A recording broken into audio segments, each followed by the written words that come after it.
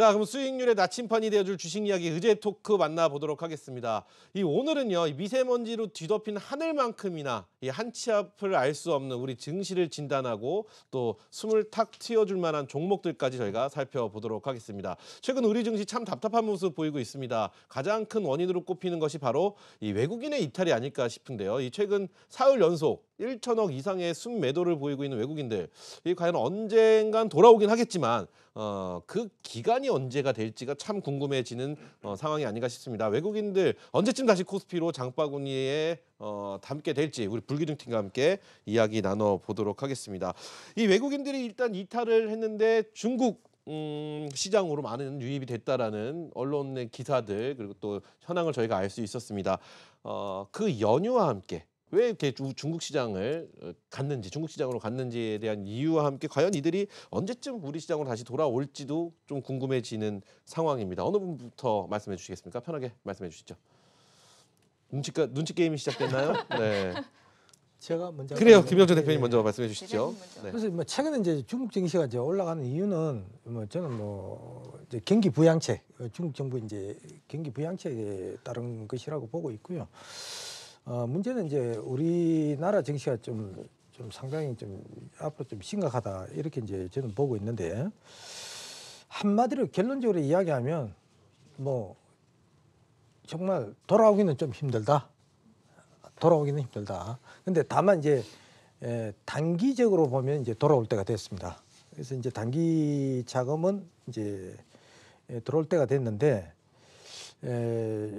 제가 이 대박 천국 2부 아마 첫날에도 말씀드렸을 거예요. 아마 상반기에는 이제 상고 하재를 말씀드렸고요. 그리고 이제 전체적으로 좀 앞으로 2, 3년을 본다면은 대세 하락이다. 저는 이제 그렇게 보고 있습니다. 그건 이제 여러 가지 이제 이유가 있겠습니다만은 첫 번째 이유는 이제 바로 이제 금리 문제죠. 이제 미국의 이제 금리 인상을 이제 들수고 있는데, 물론 이제 연준이 파월 의장이 최근에 이제 비둘기적인 발언, 3월에 금리 인상 없을 수도 있다는 그런 얘기를 했습니다만은 결국은 이제 하반기에는 최소한 이제 두 번 정도는 할 것이다. 이렇게 보고 있습니다. 금리 인상을 만약에 이제 하반기 2번 하게 된다면 전부 통틀어서 이제 한 8번 정도 하게 되는데요. 그래 되면 이제 한미 간 이제 우리나라가 이제 금리 인상을 안 한다고 봤을 때 한미 간 이제 금리 격차가 더 심해지기 때문에 결국은 외국인 자금이 빠져나갈 수밖에 없고요.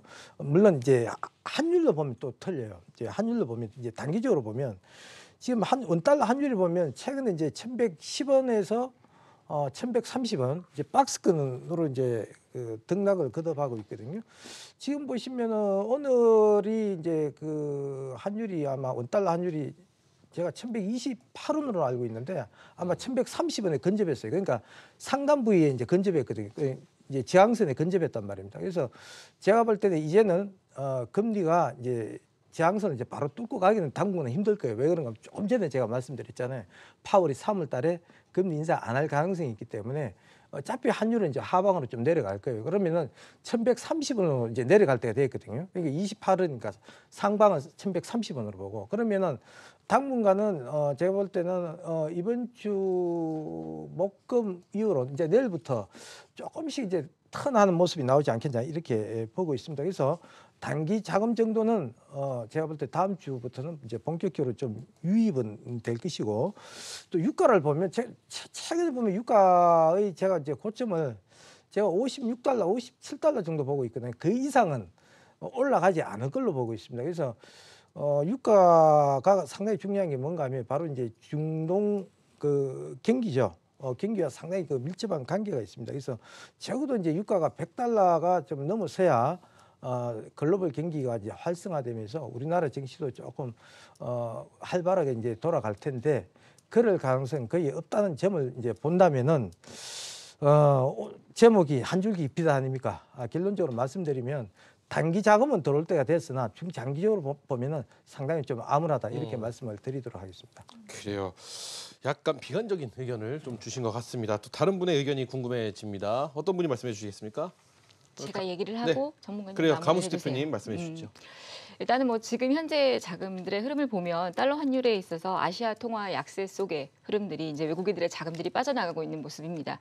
방금 대표님이 말씀하신 것처럼 국내 주식의 매도의 흐름으로 인해서 환율의 흐름이 1,128원 정도, 80.80원 정도까지 흐름을 보였는데 특히 장중에 이제 발표됐던 이 호주의 경제지표 부진 흐름들 때문에 호주 달러가 약세를 보였었고 아시아 달러의 흐름 통화들이 동조하는 흐름들을 보여주었었는데 이게 이제 계속 지속적인 발목을 잡을 거고요. 여러분 너무 잘 아시다시피 이제 신흥시장 지수에서 중국 A 이 주의 비중 확대됨으로 인해서 코스피에서 자금이 빠져나가고 또 이제 중국 시장의 흐름들은 경기 부양책이라든지 또 전인대가 시작이 되면서 지수의 흐름들이 강한 상승 흐름들을 보여줬습니다. 근데 사실 이번에 이 다행인 게 이 중국 A주 대형주의 편입이 이번 같은 경우는 3단계에 걸쳐서 이제 편입이 되게 돼 있습니다.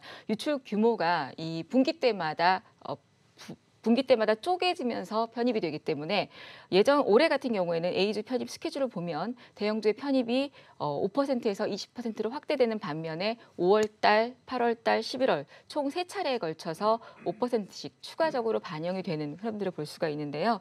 이렇게 비중 조절을 3단계로 이제 쪼개놓은 그런 상태인데 예전에 기존에 이제 과거에 있던 어떤 흐름들을 보면 오히려 이런 어떤 MSCI A주 확대에 따르는 한국의 그 어떤 외국인들의 매매 패턴들을 볼 때에 수동적인 패시브적인 어떤 그런 매도의 흐름들과 또 활동적인 이런 매도의 흐름들이 이어지는 상황의 흐름들을 볼 때에 오히려 외국인들의 자금들이 2015년도에도 그렇고 2016년도에도 그렇고 2018년도 중국의 A주 편입의 사례들도 본다라면 한국의 비중 축소와 관련돼 있던 이론적인 이런 그 수동적인 자금들이 빠져나갈 때에 매도 규모보다 실제로 출회되는 외국인들의 매도 물량들이 훨씬 더 제한적이었다라는 흐름들을 볼 수 있습니다. 그래서 오히려 지금 같은 경우에 MSCI 비중 한국에 축소가 돼야 된다. 또 중국에 대한 자금 비중이 20%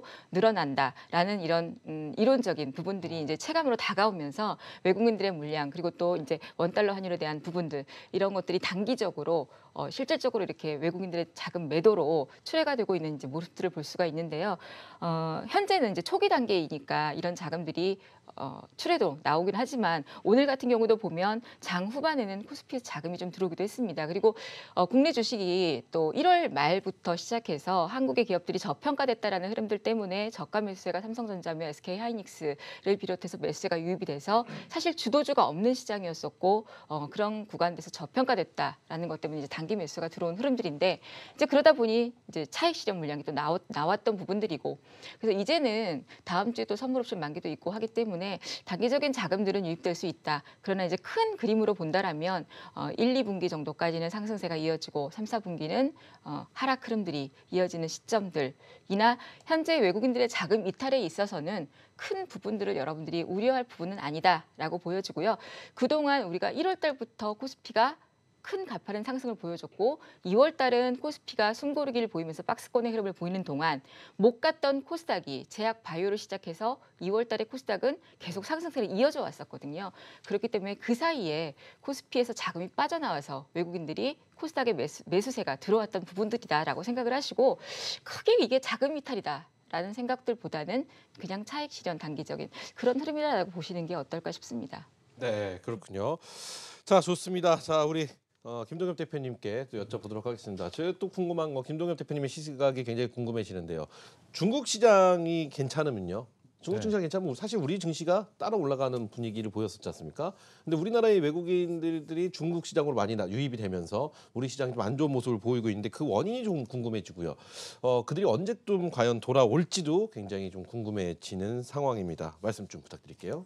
사실 글로벌 단에서는 중국에 대해서 굉장히 우려감을 갖고 있고 뭐 제3차 어떤 금융위기가 온다고 하면은 중국발이다라는 얘기를 많이 하고 있는데도 불구하고 최근에 그런 분위기를 딛고서 지금 중국 쪽으로 몰려가는 외국계 자금들이 엄청나게 지금 나오고 있거든요. 앞서서 우리 김병전 대표님께서도 말씀 주셨지만 중국 쪽에서 뭐 경기 부양책을 내놓는다 아니면 그 MSCI라든가 FTSE라는 그 지수상의 어떤 편입을 통해 가지고 지수의 어떤 어떤 비중이 확대되다 보니까 의무적으로 들어와야 되는 패시브 자금이 집행되기도 하고 또 미중 간의 협상이 어느 정도 진척을 보이다 보니까 이 협상만 지나면은 중국 쪽이 좀 풀리겠다.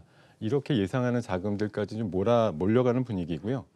2월 달에서 3월 달까지의 흐름을 보면 신흥국 중에서 오른 시장은 중국밖에 없습니다.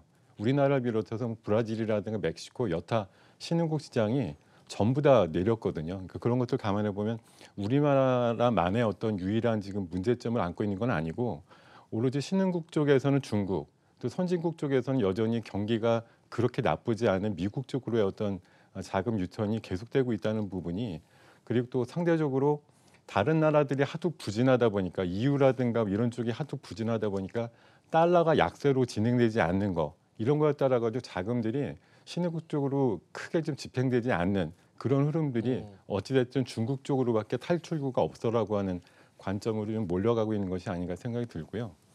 앞서서도 우리 김병래 대표님도 말씀해 주시고 우리 강은숙 대표님도 말씀해 주셨지만 저 역시도 오늘 막판에 어떤 그 외국인들의 수급 동향을 보자고 치면 대충 코스피 기준으로 봤을 때 2170선 정도를 눌림목의 어떤 지지선을 역할을 해가지고 이제 조금 바운드가 나오겠다라고 하는 그런 좀 느낌을 좀 받았고, 장 막판에 한 900억 정도가 그 매수가 들어오는 면을 봤을 때는 내일부터는 조심스럽게 대형주 쪽으로도 좀 매기가 몰리겠다 하는 생각을 좀 갖고 있습니다. 그래서 아마 지수는 당분간 아마 다음 주 선물 옵션 동시 만기 전까지는 2170선 정도에서 전고점이었던 한 2220선 정도를 왔다 갔다 하는 50포인트 내 박스권 정도를 좀 나타내면서 그 중간에 지금 현재 한 3, 4일 정도 만들어졌던 외국인 수급보다는 조금 더 나은 수준의 외국인 매수세가 들어오지 않을까 그렇게 전망을 하고 있고요.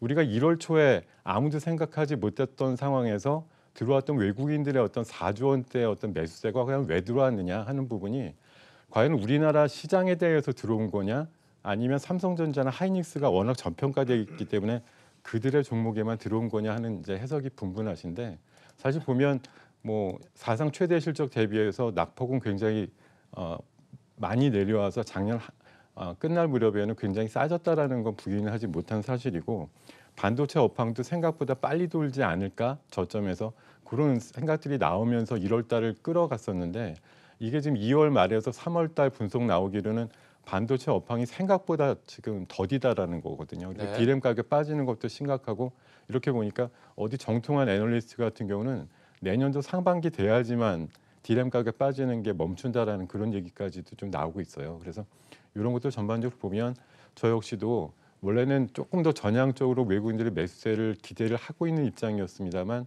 지금 한 일주일, 2주일 정도 우리 시장 모습을 보면 근본적으로 우리나라가 어떤 시장이라든가 여러 가지 문제에 있어가지고 개혁적인 문제가 해결이 안 되면은 우리나라 시장에 대한 매력도를 보고서 들어오는 외국인들의 근본적인 자금이 집행되기에는 상당히 좀 제한적일 수밖에 없다. 그런 지금 중간 결론을 내리고 있습니다. 그래요. 좋습니다. 이렇게 해서 과연 외국인들이 언제쯤 돌아올지에 대해서 저희가 한번 여쭤봤는데요. 이 질문이 가장 중요할 것 같습니다. 그래서 제가 질문을 좀 합쳐보도록 하겠습니다. 우리 증시를 좀 이끌어줄 만한 재료들, 과연 어떤 재료들이 있을지도 굉장히 궁금해지는 상황이고요. 그래서 이런 상황이 우리가 또 어떤 종목에 주목을 하면 좋을지 이 두 가지 질문을 한 번에 드리도록 하겠습니다. 향후 전망도 괜찮고 대응 전략도 괜찮고 향후 전망도 괜찮고 또 관심 있게 지켜볼 만한 섹터나 종목 말씀해 주셔도 괜찮을 것 같습니다. 자, 이것도 한 분씩 먼저 우리 김병전 대표님부터 한번 시작해 주시겠습니까? 네. 그래서 이제 증시를 이제 견인할 만한 새로운 재료. 정말 재료는 한마디로 이야기하면 재료가 이제 인위적으로 만들기는 힘들지 않습니까? 그렇죠. 왜 그런가 하면 미국의 이제 금리 인상은 이미 이제 정해진 상황이에요. 속도 조절의 문제인데 굳이 이제 새로운 재료를 찾는다면 그 미국의 금리 인상 그 속도 조절인데요. 좀 전에도 제가 말씀드렸습니다만 이제 그 연준이 그 파월 의장이 그 좀 비둘기적인 반응. 3월에는 뭐 안 할 수도 있다. 뭐 안 한다고 3월에 안 한다고 해서 올해 안 한다고 하지는 않았습니다. 그래서 원래 적어도 제가 이제 2번이라는 말씀을 드렸지 않습니까? 그래서 시장 지금 상황으로 봐서는 새로운 그 증시 모멘텀을 끌어올릴 만한 그런 재료는 한마디로 제가 단적으로 딱 말씀드리면 없다. 그래서 그럼 없으면 도대체 어떻게 해야 되느냐? 지금 대응 방안이 이제 나와야 되는데 제가 볼 때는 여러분 자금을 투자 자금을 이제 풀로 때릴 때는 절대로 아닙니다. 최소한의 자금으로 제가 현금을 최대한 보유. 제가 봤을 때는 하반기에는 상당히 증시가 좀 안 좋은 쪽으로 좀 보고 있지 않습니까? 제가 그 상반기에는 고로 보고 있고요. 상고 하저로 보고 있는데요. 그래서 현금을 이제 최대한 보유를 하시는데 현금을 한 70% 보유하고 주식 투자를 이제 한 30% 정도 생각을 하고 있습니다. 그래서 당분간 이 상반기에는 이제 그 환율도 마찬가지지만 환율도 지금 1110원에서 1130원 박스권 등락하듯이 지수도 마찬가지예요. 제가 봤을 때는 뭐 한 2050포인트에서 높게는 한 2200, 한 40포인트 박스권 등락하거든요. 그래서 박스권에 맞춰서 매매를 하시든가 대형주를 아니면은 그 정부 정책주 우리가 소위 이야기하는 뭐 테마 최근에 우리가 또 수소차 테마 이런 쪽이 있지 않습니까? 지속적으로 지금 뭐 테마가 좀 또 생성이 또 되기도 하기도 하고 있습니다. 지금 뭐 오늘도 최근에 그 며칠 상간에 또 미세먼지 또 테마가 나오고 있고요. 그래서 단기 수익 매매를 하면서 좀 극대화를 하시는 전략이 좀 바람직하고 있고요. 자, 그러면 이런 상황에서 정말 어떠한 정말 종목을 볼까? 뭐 종목보다는 저는 이제 업종을 이제 봐야 된다고 생각하는데 지수 관련주는 제가 좀 전에 말씀드렸다시피 이제 박스권 매매가 주요할 것 같고요. 주로 이제 그 저는 지수 관련 대형주보다는 좀 테마에 편성하시라 이런 말씀을 드리고 싶습니다. 그래서 테마에 편성하는 길이 수익을 굉장히 좀 극대화시킬 수 있는데 뭐 특히 이제 그 정부 정책주인 그 수소차 테마 있죠. 수소차 관련해서 이쪽으로 좀 많이 좀 관심을 가져주시고 뭐 종목을 말씀을 드린다면 JNK 히트라든지 유러스, 동양 피스톤이라든지 미코, 뭐 유니코 뭐 등등이 되겠습니다. 그래서 제가 이 수소차에 대한 것은 제가 그동안 이제 공개 방송에서 많이 말씀드렸어요.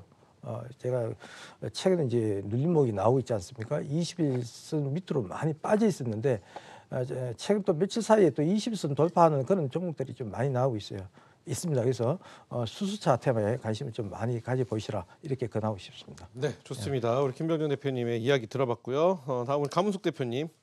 이런 상황에 어떤 종목들 또 차트의 여신으로서 네, 어떤 종목들 좀 주목하면 좋을까요? 지금 시장이 사실 말씀드린 것처럼 주도주가 없는 시장이고 시장 그 주도주 없이 순환매 흐름을 보이고 있는 시장입니다. 그래서 제가 계속 지금 2019년도가 들어오면서 IT, 반도체, 삼성전자하고 SK 하이닉스를 시작해서 중소형 전자, IT 전자 종목들부터 시작 그리고 제약 바이오 얼마 전에 엊그저께도 제가 제약 바이오 수급이 꺾이는 종목들 이제 짧게는 매도를 하시는 게 좋겠다라는 말씀을 드렸는데요. 지금 같은 시장에서는 이런 부분들에 있어서 영향을 받지 않는 종목들을 매수를 하시거나 그리고 이제 하반기에는 시장의 흐름들이 좋지 않을 거다라는 말씀을 드렸습니다. 그럴 때에는 실적주, 산업주 중에서 실적이 뒷받침되는 종목들 작년에 여러분들 시장이 안 좋을 때에 시장을 견인했던 종목들은 2차전지 소재주들이었습니다. 포스코 캠텍, LNF, 에코프로 이런 종목들은 6월 달 이후의 흐름부터 해서 시장이 안 좋을 때도 꾸준히 상승 흐름들이 있었습니다. 그래서 지금 굉장히 바닥을 보이고 있고 하락하고 있는데 오히려 이렇게 하락을 할수록 이런 종목들은 저점 매수의 구간이다라고 보여집니다. 그래서 오히려 6월 달, 7월 달 정도부터 시장이 바닥을 찍을 때에는 이런 종목들이 또 OLED 같은 종목들도요.